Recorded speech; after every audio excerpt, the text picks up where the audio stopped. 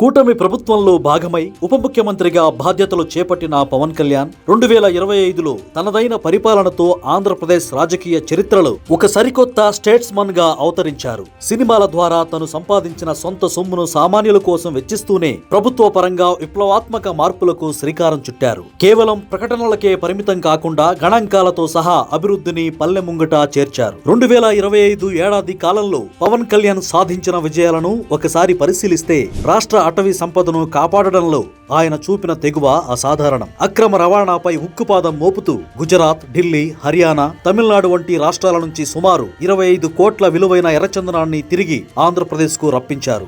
నేపాల్ నుంచి కూడా 173 టన్నుల ఎర్రచందనం వెనక్కి తెచ్చేలా కేంద్రంతో సమన్వయం సాధించారు. అడవిని, మనుషులను కాపాడటమే లక్ష్యంగా ప్రాజెక్టు హనుమాన్ ను ప్రారంభించి చిత్తూరు జిల్లాలో కుంకి ఏనుగుల శిక్షణ కేంద్రాన్ని ఏర్పాటు చేశారు. వన్యప్రాణుల కదలికలను ట్రాక్ చేసేందుకు మార్చి 3న ప్రత్యేక మొబైల్ యాప్ ను అందుబాటులోకి తెస్తున్నారు. అలాగే తీర ప్రాంత పరిరక్షణకు great green wall of AP ప్రాజెక్టును పట్టాలెక్కించారు. గ్రామ స్వరాజ్యం లక్ష్యంగా సాగిన ఆయన పాలనలో పల్లె పండుగ 1.0 ద్వారా రికార్డు స్థాయిలో 4300 కిలోమీటర్లు సీసీ రోడ్ల నిర్మాణం పూర్తయింది. ఈ విజయ స్ఫూర్తితో పల్లె పండుగ 2.0 కింద 6787 కోట్ల భారీ నిధులతో 13326 గ్రామ పంచాయతీల్లో 53382 అభివృద్ధి పనులకు శ్రీకారం చుట్టారు.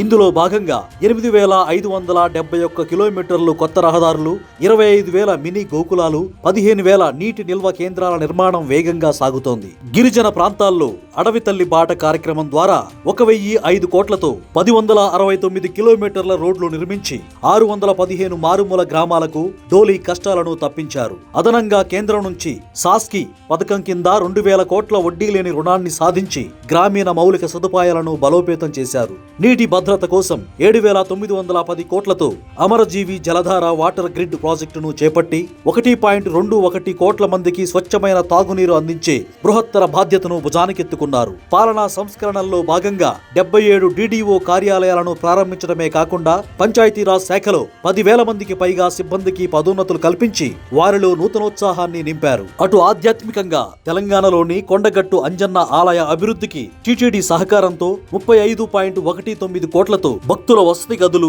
సత్రాల నిర్మాణానికి శంకుస్థాపన చేశారు. అటవీ అమరవీరుల కుటుంబాల కోసం 5 కోట్ల సంక్షేమ నిధిని ఏర్పాటు చేయడమే కాకుండా విధి నిర్వహణలో ఉన్న సిబ్బందిపై దాడులు చేసే వారి ఆస్తులను జప్తు చేసేలా కఠిన చట్టాలను అమలు చేస్తున్నారు. పదవిని అలంకారంగా కాకుండా ప్రజల కష్టాలను తీర్చే ఆయుధంగా మలుచుకున్న పవన్ కళ్యాణ్ 2025 ప్రస్థానం అక్షరాల ప్రజా రంజక పాలనకు నిదర్శనం.